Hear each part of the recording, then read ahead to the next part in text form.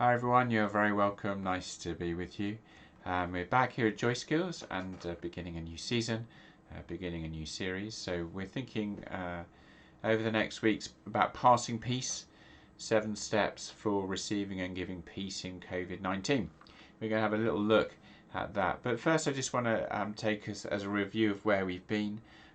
So in case you're joining us, I'm going to talk some stuff about gratitude near the end, that actually there's a basis for gratitude. And let's just look back over where we've gone. So I'm just going over to our blog. So on the blog, we've only left the useful resources. We tend to restrict a few bits out. So there's a bit of information on the planner that we've got there. And then we've done a series on like helping me cope. A couple of weeks about with gratitude. There's some nice gratitude exercises there.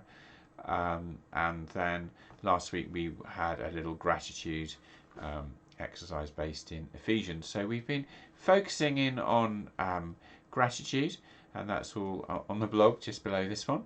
If you're on the page, if you're on YouTube, you can go to www.joyskills.online and join us there, and there's a blog. If you're on YouTube watching us, we'd love you to like us, subscribe to us, like the video, and share it with people. We'd love to get to 100 viewers, and because that just helps us. So if you can help us by subscribing, that would be great, and it'll just click up and tell you when our next video is, and you can subscribe on the blog. If you do that, we'll send you an email. We normally do our videos, or we do a blog, and sometimes we'll do a podcast on a Thursday. That normally goes out.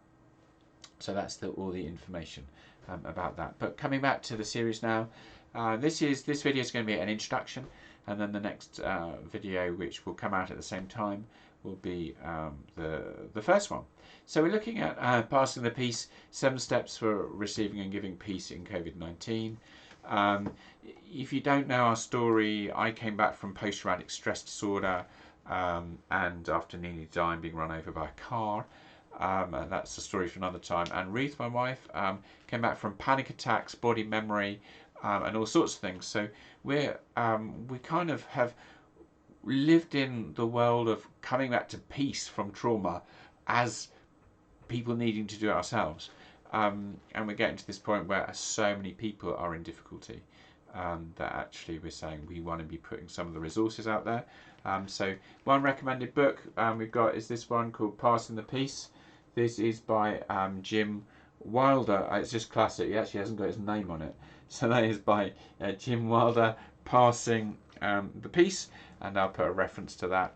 Some of the thinking for some of this comes from Jim Wilder, comes from Carl Lehman, who's someone else we'll talk about another time, and a lot of our background and studies and thinking about this stuff too. So we're I'm a little bit clogged up, so sorry about that. I'm very nasal today.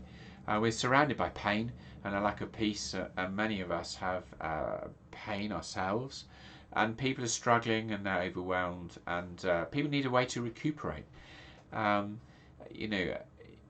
We just don't know. Like I'm coming from England here, and my wife's Northern Irish. We're in England, and the variant of the virus we've got, like the numbers are just escalating really high, and even today the government's going, we don't know whether you'll be let out until March, So like people are really struggling, and once they come out, people are going to want to recuperate. And our goal in this series is to enable our communities to experience God's peace so that we can pass on that peace. So we're coming from the place, I'm a vicar, a pastor, I've been in ministry 30 years. We're coming from that thing where we're actually experiencing God's peace can be transformational. We've experienced that, and we hope that many people can as well. And it's a very safe way. What we're looking at is we're really quite concerned about safety of people, psychologically and emotionally. And so what we're doing is very safe as far as we can see.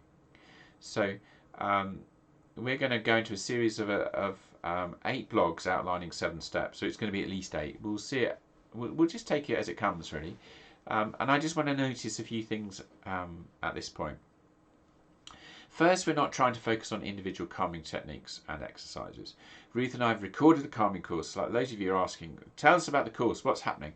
Well, we've recorded it.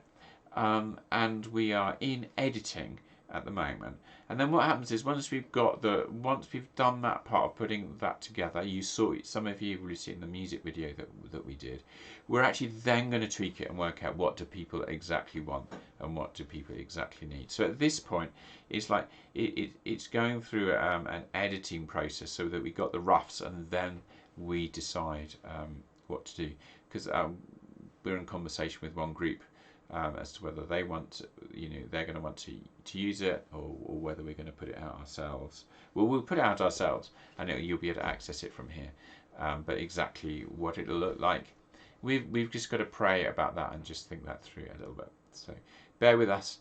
We're doing a gratitude journal at the moment. We're producing this series. We're also going to move house. Our house leaked, so we had to move out during COVID in September, and we've got to move back in.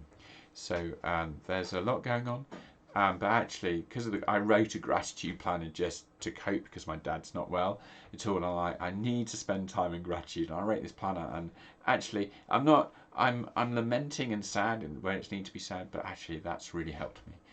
And we'll talk about more of that in probably about March time, when that's ready for you guys. So anyway, we would recommend our calming course to anyone. So the calming course focuses on individual calming techniques, right? You've seen us breathe, doing lots of appreciation memories and lots of things like that, and it just helps you. And you have it all in one place. You have a sequence of videos. You've got some exercises, and you can just do it when you want to. We've got this calming video that's like. Reith had a bad day, and so my friend of us said, "Reith, just do your calming video," and it's true. We watch one of our videos, and we just go, because our goal is to bring calm. Okay, but in this course, we are thinking about our communities. How do we receive peace, and how do we pass it on? Other things are helpful for deeper levels of peace, but with our focus is on keeping the community safe. We've had some nightmare experiences when well-meaning preachers, from a postmodern perspective, like to be really rooted, right, go so deep and so overwhelming that I wanted to walk out, and I was the vicar, and I'm like, because I'm getting overwhelmed. And so in this series, we focus on avoiding that. Okay, we don't focus it, but we make sure we avoid not overwhelming people. So the course is out with real care not to re-traumatize people who've gone through a hard time during COVID. Don't just go to a course. There's some courses out there again. We just get people to talk about all their problems. Whatever you do, don't do that as a church to recover from COVID. Just go, a simple talking cure will work. Like when I was doing counselling, I get the Rogerian stuff, but the talking cure, there's something going on, and we'd need to be thinking about that. So we're thinking about our church community, and it's going to help you as an individual. But we're thinking about broadly how we're doing this as Christian communities. Secondly, our focus is on Christians, but people have used, especially the method that we're going to outline as the core. There's a little pathway of 3 things that I'll talk about next week that comes from this book. That's the really helpful thing. The 7 steps is mine. Okay, if you want to blame anyone, you think it's terrible. I haven't nicked it from anywhere. Now it's all my work. Everything on this site tends to be our work, where we take the brilliant stuff from Jim Wilder and Carl Lane, the life model, other models as well, and kind of root it in a way that works. Because our thing is, we're not therapists. I'm a vicar. Ruth does freedom prayer with people and helps people. So we're kind of working on the ground. And so like if you're interested in something that we've really done 3 years of hard thinking to go into this, then stay with us through the next few weeks. Now, these talks, Google seems to be liking about 10 minutes at the moment, and we think that they'll be going up to about 10 minutes per talk, and then we'll see. So our focus is on communities, on Christians, and thirdly, on Christians who are happy to engage with God. Some of you go, huh? Others of you go, okay, what do you mean by that? And I just mean that we're free to feel that we can go into some amount of quiet, and we can actually pray and talk to God and believe that God can give an impression or a sense of coming back. And if that's kind of new to you, that's okay. We can help you with that. Because actually it won't be as new as you think. So what I'd say is, if you're going to teach any stuff to do with calming to your church, you need to spend at least 4 or 5 weeks doing some gratitude stuff every day before you even think about doing this. Your folks will see through you if you are stressed. right? If you're not peaceful, and actually to get to the place of peace that I am, it's taken me 15 years of personal work.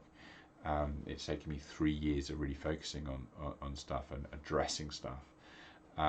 But we don't have to do all of that. But actually, some gratitude work, not just an appreciation journal where you write down 3 things and stuff, but actually some stuff that we can show you, which would be in our gratitude journal. We would recommend you do that because it changes just changes the way you flow.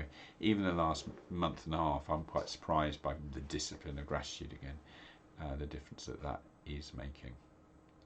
Okay, so we're aiming to have something that is so you can be wise about what you share and what you don't in church.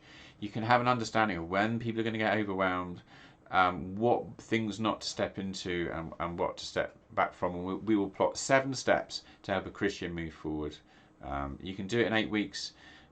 We as a church already do the journey over 8 months. We actually think that just for ourselves, just being and community. We'll do other things as well, but actually we will be doing this for a while because we've got a long way to go. You may be mega further ahead than us, so you may be able to skim this through and like you're going, yeah, we've done week 1, 2, 3, 4. We're just at step 6 or whatever, but we'll see.